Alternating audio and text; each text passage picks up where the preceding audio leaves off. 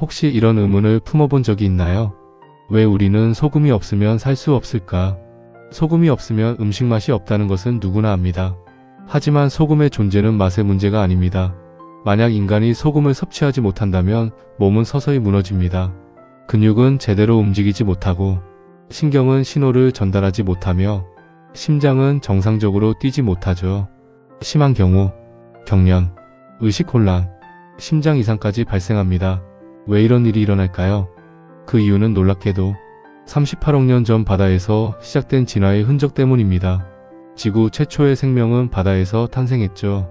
당시 바닷물에는 나트륨, 염소, 칼륨, 칼슘 같은 이온들이 풍부하게 녹아 있었습니다. 최초의 생명체들은 그런 환경에 적응하면서 생명을 꽃피웠죠. 최초의 세포는 자신의 구조와 화학 시스템을 바다 환경에 맞춰 만들어갔습니다. 다시 말해 생명체의 기본 설계도는 바닷물을 기준으로 그려진 것이죠. 바다에서 탄생한 생명체들은 수십억 년 동안 바닷물 속에서 진화했습니다. 지금도 우리 몸에는 그 흔적이 남아있죠. 바다의 흔적이 녹아있는 대표적인 것이 바로 우리의 혈액입니다. 인간의 피는 작은 바다라 할 수 있습니다. 과학자들은 인간의 혈액을 분석하면서 흥미로운 사실을 찾아냈습니다.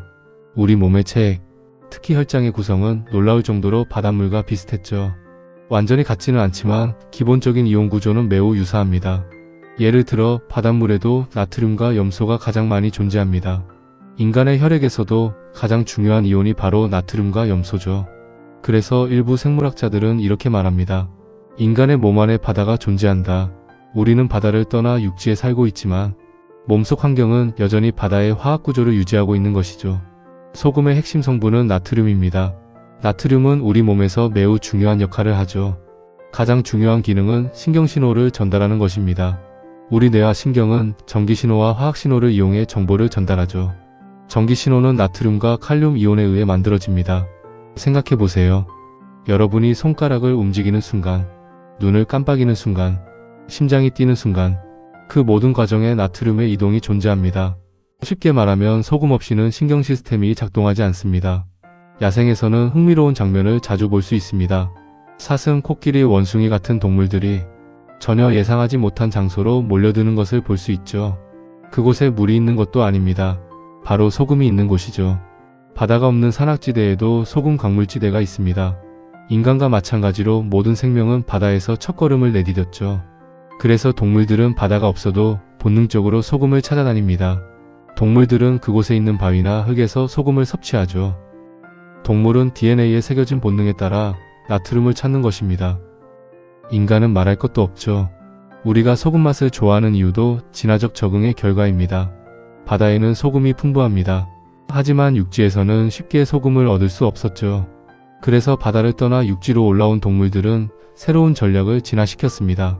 소금을 갈망하는 본능, 나트륨을 최대한 보존하는 신장 기능, 체액의 균형을 유지하는 호르몬 시스템을 갖게 된 것이죠. 이 모든 것이 소금이 부족한 환경에 적응하기 위해 진화한 결과물입니다. 지금 우리는 도시에서 살고 있습니다. 바다와는 멀리 떨어져 있죠. 하지만 과학적으로 보면 우리는 완전히 바다를 떠난 것이 아닙니다. 우리 몸속에는 여전히 바다가 존재하기 때문이죠.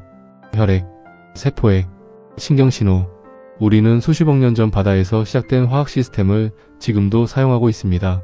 그래서 어떤 과학자들은 이렇게 말합니다. 인간은 바다를 떠난 것이 아니라 바다를 몸속에 담은 채 육지로 올라온 존재라고. 우리는 바다에서 태어나 육지로 진화했지만 몸속 깊은 곳에는 아직도 고대의 바다가 흐르고 있습니다. 우리가 소금을 먹어야 하는 이유도 그 때문입니다.